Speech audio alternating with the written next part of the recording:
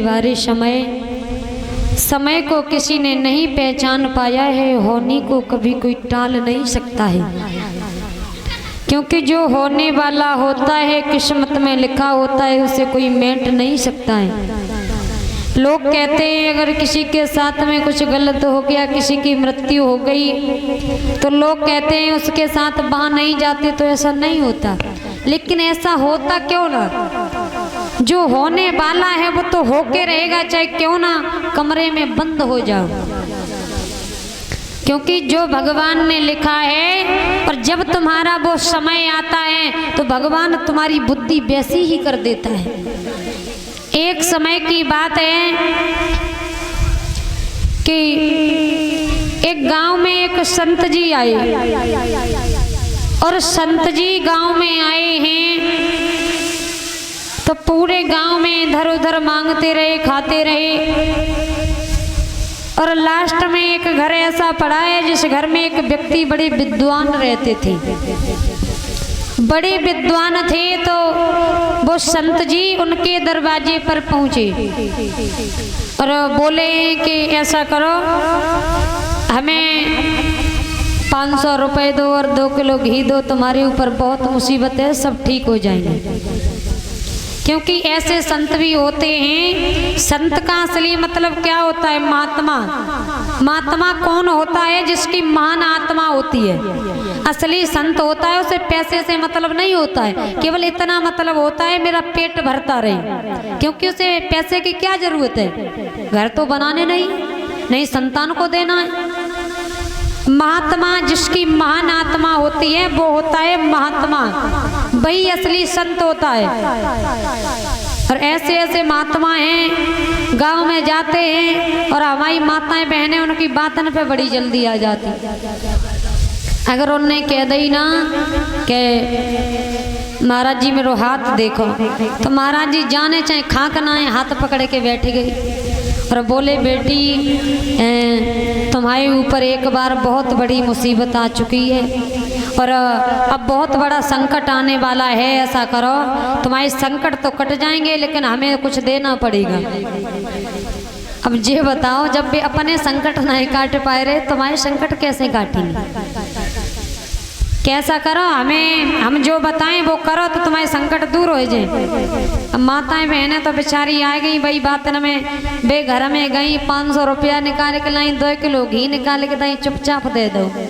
और संजा को पति महाराज आए, दे लाठी तो बनाए दिमाग खराब है। जब ये संत जब महात्मा जी अपने संकट नहीं काट पाए रहे तो तुम्हारे संकट का काटे? अरे जब उन्हें दूसरे का दुख दूर करना है तो पैसे से दुख दूर थोड़ी होता है, केवल विचारों से होता है। तो ऐसे ही संत महात्मा आ गए और जिस व्यक्ति के घर पे आए वो उससे बड़ा विद्वान था। क्योंकि आज भी इतने बड़े विद्वान लोग पड़े हैं जिन्हें बहुत कुछ पता है। तो जैसे ही संत जी आए तो उन्होंने कहा कि तुम्हारे ऊपर बहुत बड़ी मुसीबत पड़ने वाली है, संकट आने वाला, और एक बार तुम बच भी चुके। अब भैया ये बताओ कि कोई व्यक्ति, इतने लोग पंडाल में बैठे, ऐसा कोई है जिसके ऊपर मुसीबत न पड़ी हो? एक न एक दिन सबके ऊपर आई होगी, बच्चे तो सब हैं। क्योंकि ये जीवन है, आना जाना, कोई न कोई मुसीबत लगी रहती है, दुख भी है सुख भी है। तो विद्वान जो थे उन्होंने कहा कि मेरे ऊपर मुसीबत तो पड़ चुकी है, तुम बताओ। बोले तुम्हारी मुसीबत दूर तो हो जाएगी। बोले कैसे होगी? क्या तो ऐसा करो जो हम बताएं सो करो। क्या बोले क्या करें? कि तुम तो बड़े सेठ जी हो, ज़्यादा नहीं 2000 रुपया दे दे और 1 कुंटल गेहूँ दे दो, जैसे भंडारा हम तुम्हारा करेंगे जाके, और तुम्हारे दुख दूर हो जाएंगे। तो विद्वान जो थे, बड़े विद्वान थे, उनने जो कही बाबा जी ऐसा करो, हमें इतना तुम्हें नहीं दे पाएंगे, हम खुद कर लेंगे। बोले खुद नहीं कर लोगे, बहुत बड़ा संकट पड़ने वाला है, मान जाओ। तो विद्वान बोले कि कौन सा संकट पड़ने वाला है? बोले ये संकट पड़ने वाला है कि तुम्हारा जवान लड़का मर जाएगा।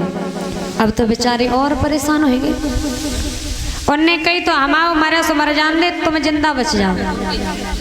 और विद्वान जी बोले संत जी और हम तुम्हें एक बात बताएं? बोले बताओ। कि हम तुमसे जो कह रहे तुम हमारा लड़का मार रहे हो कि आज के तीसरे दिन तुम्हें भी बर्तना चौराहे पे फांसी दी जाएगी। अब तो बबुआ डर के मारे, अब हमने तो उन्हें मारन चाहू, अब मेरी मौत उल्टी आएगी। बाबा जी वहाँ से हटे और बाबा जी अब सोचने लगे कि ऐसो करें, बर्तना चौराहे पे मारे जाएं तो हम बर्तना क्षेत्र में ही नहीं रहेंगे तो मारे कैसे जाएंगे, क्योंकि मरना कोई नहीं चाहता है, मौत का नाम ले दो तो बड़ा डर लगता है। अब उनने सोची है कि हमें इस क्षेत्र में ही नहीं रहेंगे, बर्तना को छोड़ करेल में पहुंच जाएंगे तो बच जाएंगे। तो बाबा जी वहां से चले जाते हैं। अब तो पूरा बर्तना क्षेत्र छोड़ दिया और करेल मैनपुरी के बीच में पहुंच गए। अब होने को कोई टाल नहीं सकता। एक दिन की बात, धीरे धीरे भाई तीसरा दिन आने वाला है और एक राजा थे जिनकी रात में चोरी हो गई। बड़ा जेवर, सोने के कलश, बड़ी बड़ी मोहरें, हीरा जवाहरात रख के और चोरी हो गई। और चोरी किसने की है? भगवान वही चोर बन के उनकी परीक्षा ले रहे, क्योंकि होने को कोई टाल नहीं सकता है। अब चोरी हो गई, सारा सामान एक गाड़ी में भरा है और गाड़ी को लेकर के और भगवान ने एक स्त्री का रूप धारण किया और गाड़ी को चला तो भाई कहाँ पहुँचे? जहाँ बाबा जी करेल और मैनपुरी के बीच में जंगल में अकेले दुके बैठे कि अब जंगल में हमें कौन ढूंढे गुआएगी। अब बे भगवान होने को कोई टाल नहीं सकता है। स्त्री के रूप में जहाँ बाबा जी बाई जंगल में गाड़ी पहुँच गई। अब बे स्त्री के रूप में भगवान बोले, अब गान लगे, का गा रहे कि मेरा कोई ना सहारा बिन तेरे, गुरुदेव समरिया तेरे, मेरा कोई ना सहारा बिन तेरे, गुरुदेव समरिया तेरे, मेरा कोई ना सहारा बिन तेरे, गुरुदेव समरिया तेरे, मेरा कोई ना सहारा बिन तेरे, गुरुदेव समरिया मेरे। और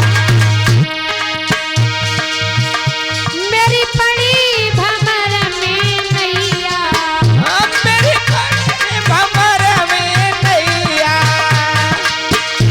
तुम बिन को पार लगैया, तुम बिन को पार लगैया। काटो जन्म मरण के फेरे, जय हो। नंदलाला समरिया मेरे, कोई न सहारा बिन तेरे, गुरुदेव मेरा कोई ना सहारा बिन तेरे, गुरुदेव समरिया मेरे, मेरा कोई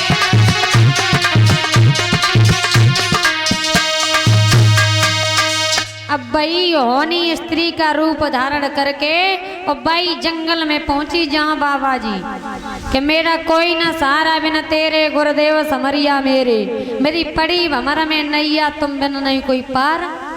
बाबा जी बोले परेशान मत हो, अरे तुम जंगल में अकेली हो और हम अकेली, तुम्हारी नैया मझधार में है तो हम पार लगाएंगे। तो बई होनी संत जी के पास पहुंची। अब संत जी के पास पहुंची, संत जी बोले तो परेशान मत हुआ, तो तुम्हारा भी कोई नहीं है इस जंगल में और मेरा भी कोई नहीं है, तो ऐसो करो अब तुम मेरे संगे रहो, हम तुम दोनों लोग अपना जीवन गुजारेंगे। तो होनी बोली तुम्हारे संगे तो हम रहेंगे, लेकिन ऐसो करो, अरे मेरे पास धन दौलत बहुत है, तुम्हें कमाना कुछ नहीं पड़ेगा, बदे को सामने बैलगाड़ी खड़ी है, देश को सोनो ही सोनो भरू है। अब तो बाबा जी और लालच में आ गए, काहे अब तो बहू मिल गई, सोनो मिल गई।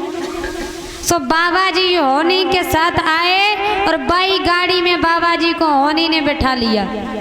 अब होनी ने बाई गाड़ी में बिठाओ वहां से और बिठा करके अब होनी गाड़ी को वहां से लेके कहाँ चली? भरथना।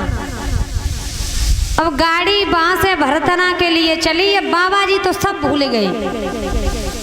अब बाबा जी को कुछ नहीं समझ में। और जैसे ही भरतना आए, अब होनी ने कही ऐसो करो कि तुम यहीं रुको थोड़ी देर तक, तब तक हम जा रहे बाजार में और कुछ खाए पीवे को ले आए, भूखन मरे जाते। बाबा जी बोले ठीक है। अब गाड़ी तो सोने वाली वहीं खड़ी कर दई। अबे होनी के रूप में जो भगवान, अब वे भगवान गाड़ी से उतरे और भगवान तो वहां पे अंतर दिया। अब पूरे भरथना में अब राजा की जो चोरी भई है, देश की पुलिस ढूंढा ढूंढ लगी कि चोरी को सामान गौ का। अब बाबा जी गाड़ी पे बैठे ठन गोपाल से। जैसे ही पुलिस वाले वह गाड़ी के पास आए तो बाबा जी को पकड़ लो।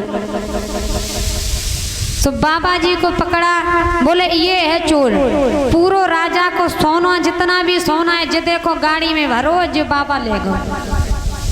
तो बाबा जी को पकड़ लिया, सोना भी ले लिया।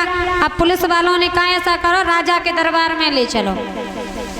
राजा के दरबार में जब लेकर के गए तो राजा ने कहा कि ऐसा करो, इसने चोरी की है, जाओ अभी इसी भरथना चौराहे पे ऐसे फांसी दी जाएगी। अब बाबा जी के दिमाग में वही बात आ गई, आए भगवान। इसीलिए कहा जाता है होनी को कोई टाल नहीं सकता है। चाहे कहीं भी चले जाओ, जहाँ तुम्हारा समय होगा एक दिन वहीं पहुंच जाओगे। बोलिए गोविंद भगवान की।